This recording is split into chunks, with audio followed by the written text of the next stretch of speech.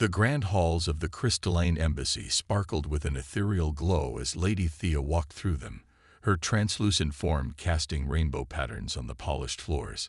Her crystalline structure, a mark of her species' beauty, had earned her admiration across the galaxy. But that same beauty had become a burden. "Another gift from the Nebula Prince," her assistant announced, presenting a box containing rare stellar gems. Lady Thea didn't even bother to open it, simply nodding for it to be added to the growing collection of rejected courtship offerings. "How many does this make this month?" she asked, her voice clear like wind chimes. 23, my lady. This marks the 300th suitor you've turned down in the past 5 years." Lady Thea moved to the observation deck, gazing out at the endless expanse of stars. Her position as the senior ambassador of the Crystalline Confederation made her one of the most sought-after beings in 50 star systems, yet none of her suitors seemed to understand her. The daily meetings began as usual. Representatives from various worlds came to discuss trade agreements, border disputes, and cultural exchanges. Lady Thea handled each matter with grace and wisdom, but she couldn't help noticing how many of these diplomatic meetings turned into thinly veiled attempts at courtship. During the afternoon session, the blue-skinned prince from the ocean worlds attempted to impress her by reciting poetry about her beauty. She politely listened, all while focusing on the actual trade agreement his planet needed to discuss. "Your radiance outshines the brightest stars," he declared, finishing his poem with a flourish. "Thank you, Prince Ray. Now, about your world's request for crystalline technology to purify your ocean waters." The prince's face fell slightly, but he recovered quickly. "Of course, but perhaps we could discuss it over dinner." "I believe we can resolve this matter right here," she replied firmly, pulling up the relevant documents on her holographic display. Later that day, her closest friend and advisor, Belle, found her in her private chamber. "You know, you can't keep rejecting everyone forever," Belle said, settling into a seat across from her. "The council is growing concerned about the diplomatic implications." Lady Thea's crystalline form dimmed slightly, showing her frustration. "I'm tired of being treated like a prize to be won. Every suitor sees me as a way to gain power or influence. None of them care about who I am beyond my title and appearance. Perhaps if you gave some of them a chance." "I've given plenty of chances," Lady Thea interrupted. "Remember the mining colony governor? He spent our entire meeting talking about how our union would give him access to better crystalline technology. Or the Star Admiral who couldn't stop bragging about his fleet size." Belle remained silent for a moment. "The Council merely wishes to ensure stable alliances. Your marriage could unite multiple star systems. And that's exactly the problem," Lady Thea said, standing up to pace the room. "Everyone sees me as a political tool. I want someone who sees me as a person, not a means to an end." The day ended with another rejected gift, this time from a wealthy trader who thought rare metals would win her heart. As she prepared for rest, Lady Thea reviewed the next day's schedule. There was mention of a new species joining the Galactic Council, humans from a planet called Earth.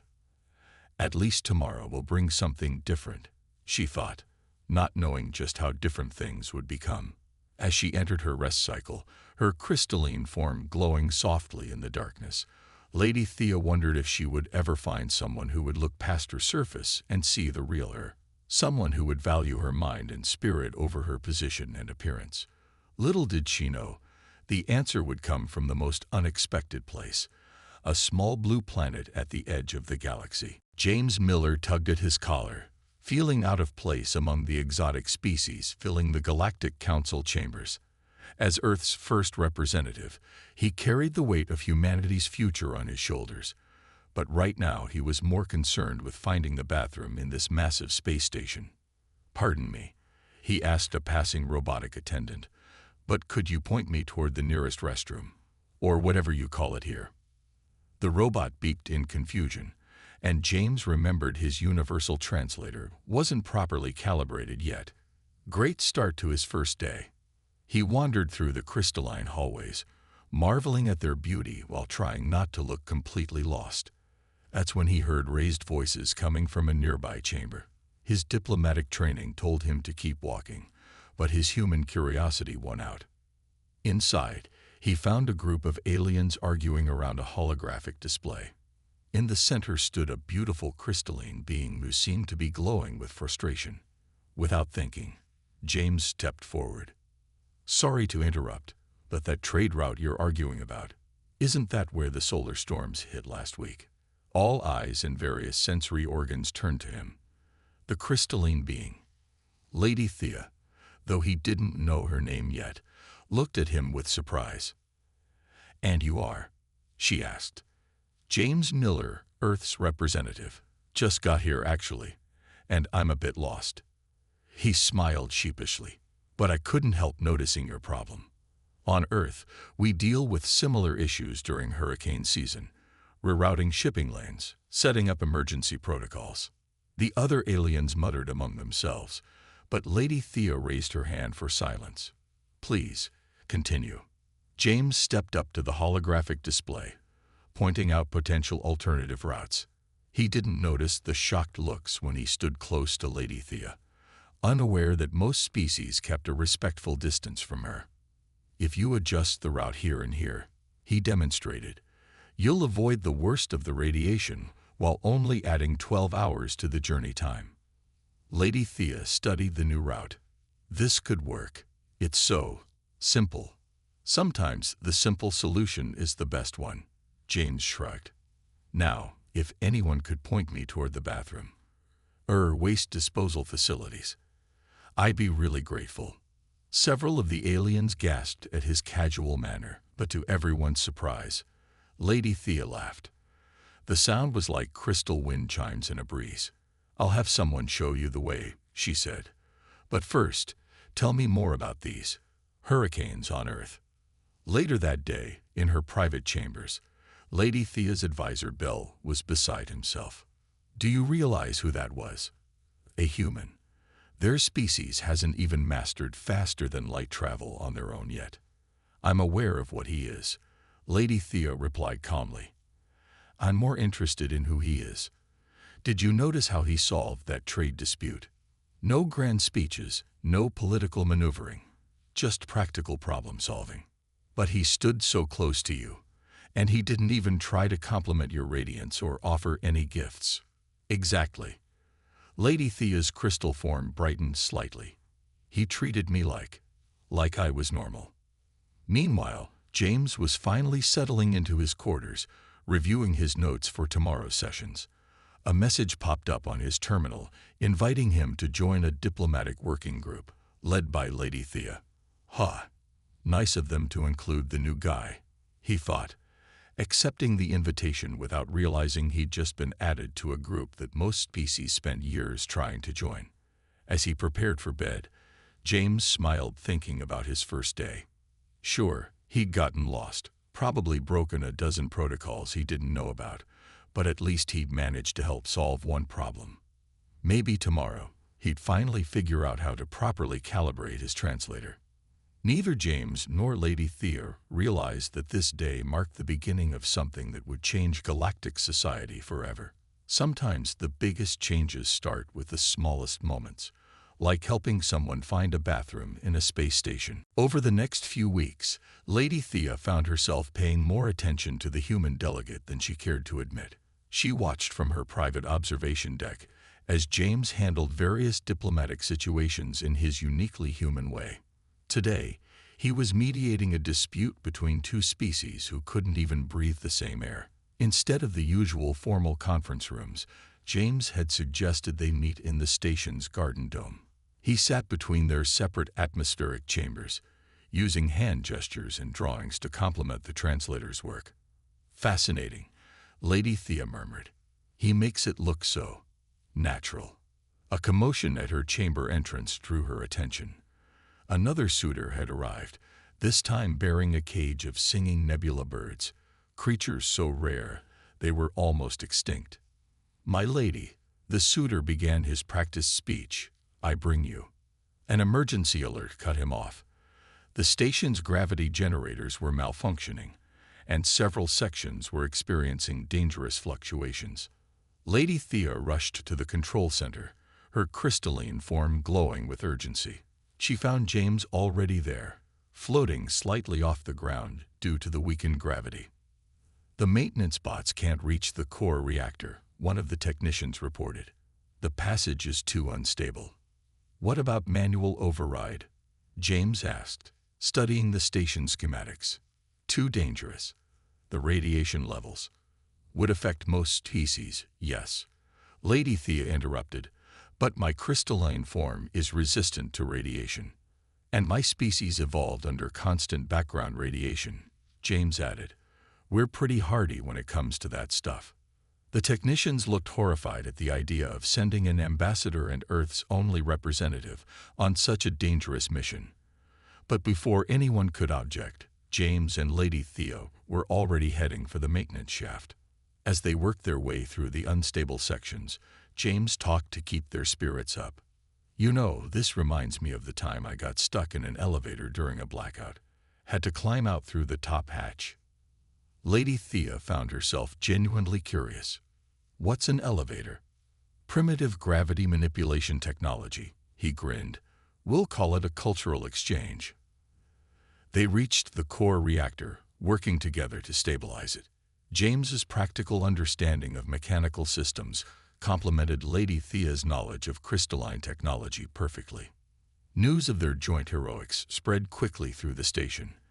The media was buzzing with speculation about the unusual partnership between the crystalline ambassador and the human delegate. Later that evening, as the station's systems returned to normal, Lady Thea received an urgent message from her family. Associating with a primitive species, her elder's voice crackled with disapproval. "You reject the galaxy's finest suitors but spend time with a human. He's different," she found herself saying. "Different is not always better, child. Remember your position." But Lady Thea was finding it harder to care about position and protocol. She watched through her window as James helped the maintenance crew clean up, refusing their attempts to tell him it was beneath his station. In his quarters, James was surprised to find a small crystal floating outside his door, a traditional thank-you gift from Lady Thea's species. He placed it on his desk, admiring how it caught the light. His Earth superiors would later send him a lengthy message about maintaining professional distance from high-ranking aliens, but James was too busy reading up on crystalline biology to notice. Neither of them realized they were breaking dozens of social protocols just by working together. Or perhaps they did realize but found they didn't care. Sometimes the most significant changes in history started with simple things, like two people from different worlds fixing a broken reactor together. As the station settled into its night cycle, both Lady Thea and James found themselves thinking about their shared adventure, unaware that it was just the beginning of a much bigger story. The morning started with chaos in Lady Thea's chambers.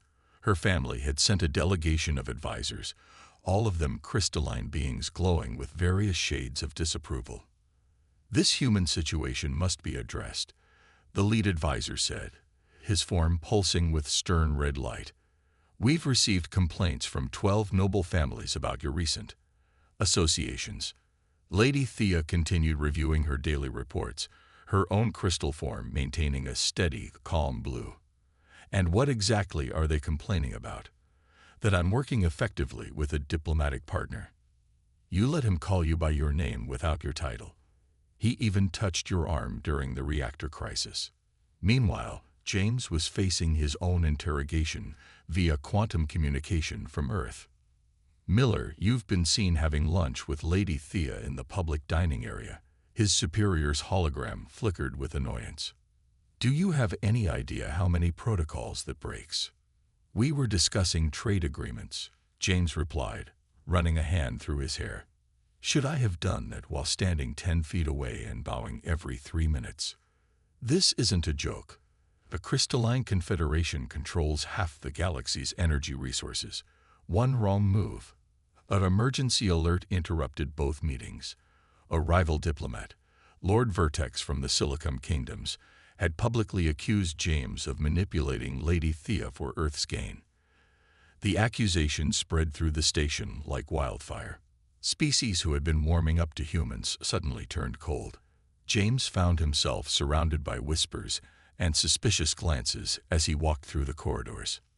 Lady Thea was furious. She stormed into the public assembly hall where Lord Vertex was holding court, her crystal form blazing with white-hot anger.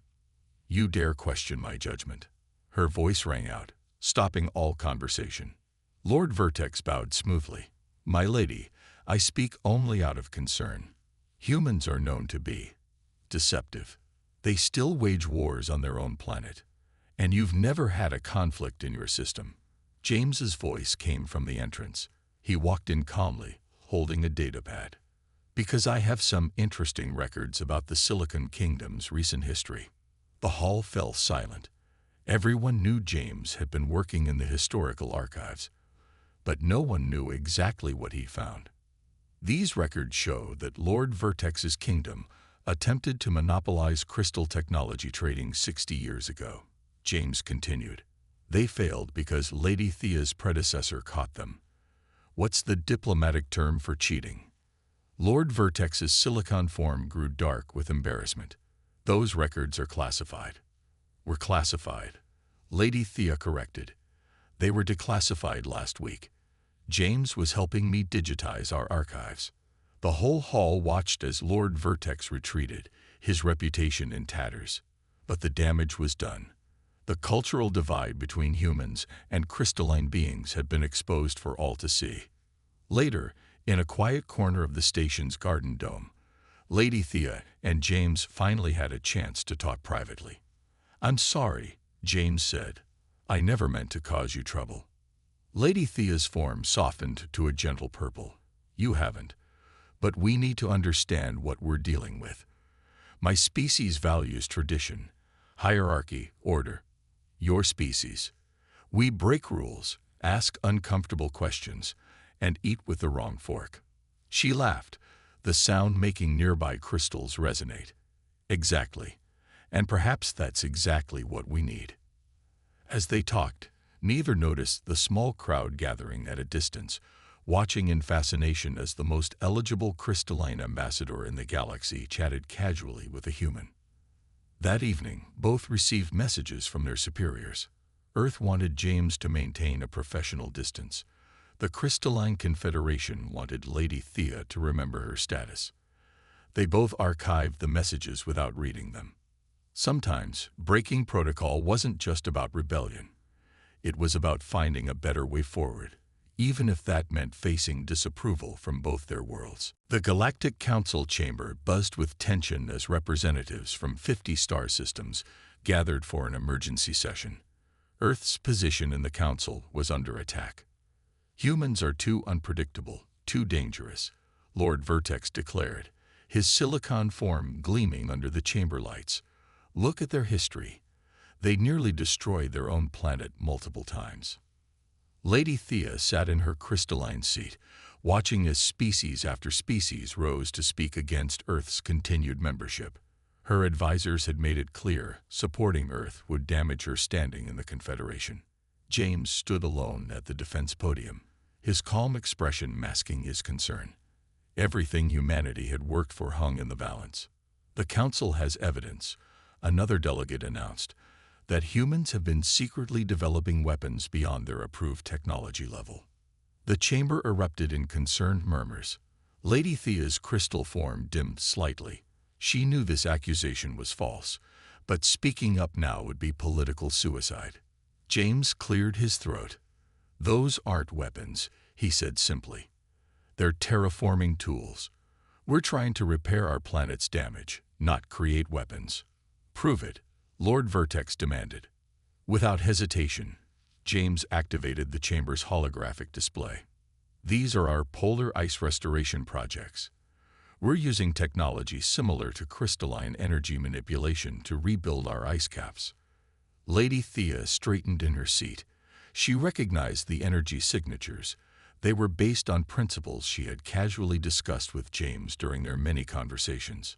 "We learned from the Crystalline Confederation," James continued, "not to make weapons, but to heal our world. Isn't that what the Council stands for? Species learning from each other. The chamber fell silent. Lady Thea felt every eye turn to her, the senior representative of the Crystalline Confederation. Her next words would either save or condemn Earth's position. She rose, her crystal form glowing with determination. The human speaks truth. Their adaptation of our technology shows exactly why they belong in the Council. Her advisors immediately began sending urgent messages to her private channel. The Confederation's ruling council was demanding she retract her statement. Furthermore, she continued, ignoring the messages, I move to grant Earth full technology sharing rights. They've proven they can use advanced knowledge responsibly. The chamber exploded into chaos. Lord Vertex was practically vibrating with anger. You would trust these primitives with our secrets. This is unprecedented. Precisely. Lady Thea's voice cut through the noise. It's time for new precedents. Time to move beyond our old fears. She walked down to stand beside James at the podium, breaking every protocol about maintaining distance between species. Her crystal form synchronized its glow with his natural bioelectric field, a sight that made several delegates gasp. I choose to trust humanity, she declared, not just as allies, but as equals.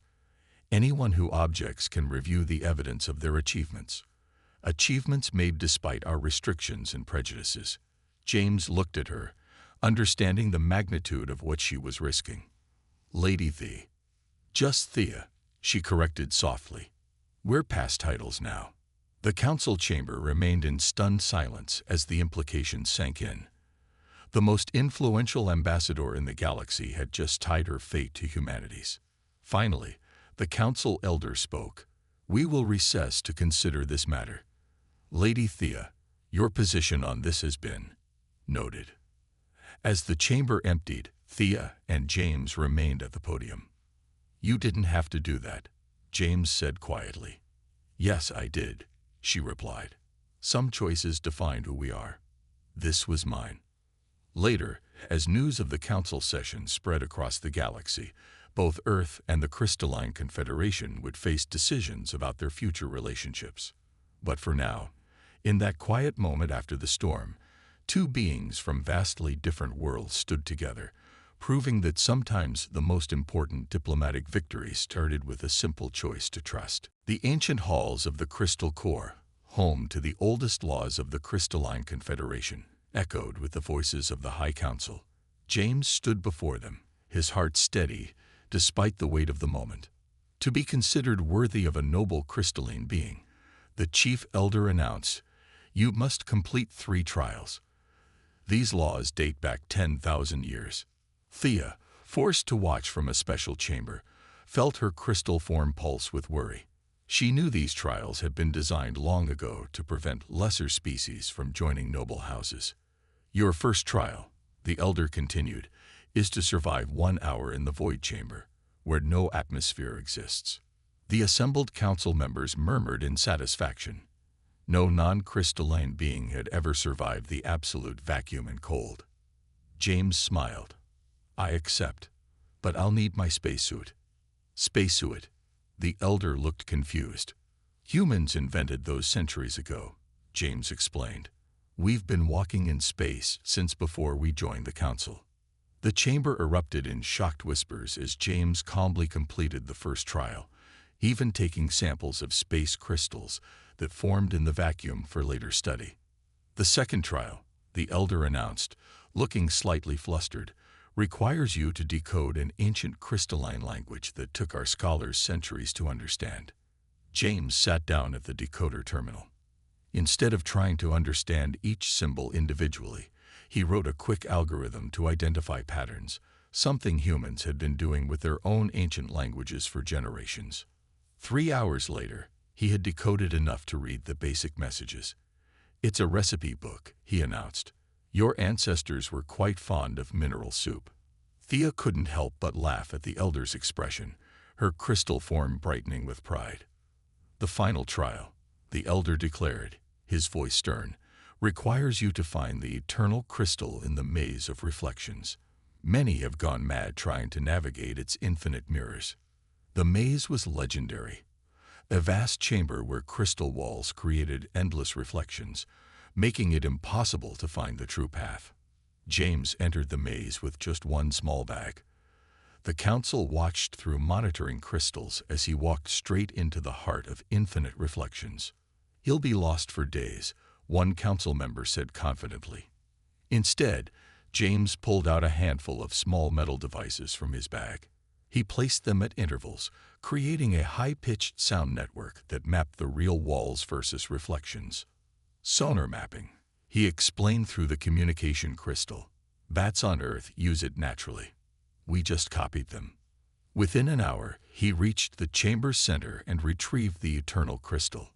The council sat in stunned silence as James returned, holding both the crystal and detailed maps of the maze he created. "The trials are complete," the chief elder announced reluctantly, "but they were meant to be impossible." "Nothing's impossible," James replied. "Humans just find different ways to solve problems. We had to. We didn't have natural crystal powers or advanced technology. We had to use our minds."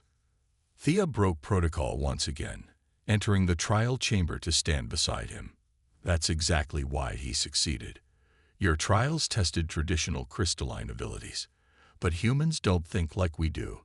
That's their strength." The chief elder raised his hands for silence. "In 10,000 years, no non-crystalline being has completed these trials. Yet you did so using methods we never considered." "Does this mean I passed?" James asked. "It means," the elder said slowly, "that perhaps it is we who had something to learn from these trials." As they left the ancient halls, Thea's crystal form synchronizing with James's bioelectric field, she whispered, "You know they made those trials extra hard just for humans, right?" James grinned. "I figured. But sometimes the best way to change minds is to show them a completely new way of thinking." The news spread quickly through the galaxy. A human had passed the impossible trials, not through power or special abilities, but through innovation and adaptability. It was a lesson that would reshape galactic society's understanding of humanity. The Grand Crystal Cathedral sparkled with the light of 1,000 stars as delegates from across the galaxy gathered for an event unprecedented in galactic history: the union of a crystalline, noble, and a human. James adjusted his specially designed ceremonial suit, which had been created to harmonize with crystalline energy frequencies. "Never thought I'd be making galactic history by getting married," he muttered. Thea's crystal form radiated pure joy, creating rainbow patterns across the cathedral walls. She had chosen to wear her natural form without the traditional ceremonial enhancements, breaking yet another tradition. "The Confederation and Earth stand together today," the chief elder announced, his earlier opposition now replaced with reluctant respect. "Not as mentor and student, but as equals." In the audience, representatives from both worlds watched with varying reactions. Earth's delegates sat proudly, while the crystalline nobles struggled to maintain their composure at this break from tradition. "From this day forward," the elder continued, "we recognize that strength comes not from perfection, but from diversity. Not from tradition alone, but from the courage to forge new paths." James and Thea stepped forward for the ceremonial energy binding. Instead of the traditional crystalline ritual, they had created something new, a blend of human and crystalline customs. "I offer my energy to join with yours," Thea spoke, her crystal form pulsing with blue light. "And I offer my heart to beat in rhythm with your light," James responded, placing his hand on a resonance crystal.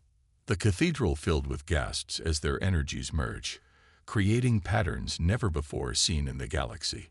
Human bioelectricity danced with crystalline energy in perfect harmony. Later, at the celebration, species that had once looked down on humans now approached James with curiosity rather than condescension. "Your method of solving the maze trial," one crystalline scholar admitted. "We've been studying it. Perhaps there are other ways we could apply human problem-solving to our own challenges." Earth's ambassador was surrounded by representatives seeking technology exchange agreements. The fears about human unpredictability were being replaced by appreciation for human innovation. Thea found James on a quiet balcony, watching the three moons rise over the crystal plains. Having second thoughts about marrying a primitive species, he teased. Her crystal form shimmered with amusement. Having second thoughts about being bonded to someone who will outlive you by several centuries. We'll figure it out, he said confidently. Humans are good at solving impossible problems, remember. Inside, the celebration continued as news spread across the galaxy. Trade routes were being redrawn, cultural exchanges were being planned, and ancient laws were being re-examined. The galaxy won't be the same after this, one elder grumbled to another. No, replied his companion, watching James and Thea return to their guests. It will be better. As the night drew to a close, James and Thea stood before their gathered guests. Their union had become more than a marriage. It was a symbol of how the galaxy could change and grow. To new beginnings, James raised his glass. To breaking traditions, Thea added. To humanity, a crystalline noble called out, surprising everyone. To unity, the Earth ambassador responded. The celebration ended as it had begun, with light and hope. As guests departed through the quantum gates, many realized they had witnessed not just a wedding, but the dawn of a new era in galactic society. Back in their private chambers, James and Thea looked out at the stars. The same stars that had once seemed to separate their species now united them. Ready for our next adventure? Thea asked, her crystal form glowing softly. With you? Always, James replied, watching their combined energy patterns dance across the walls. The galaxy would never be the same, and that was exactly what it needed. Sometimes the greatest changes come not from grand plans or ancient prophecies, but from two beings brave enough to choose love over tradition, understanding over prejudice, and hope over fear. The end.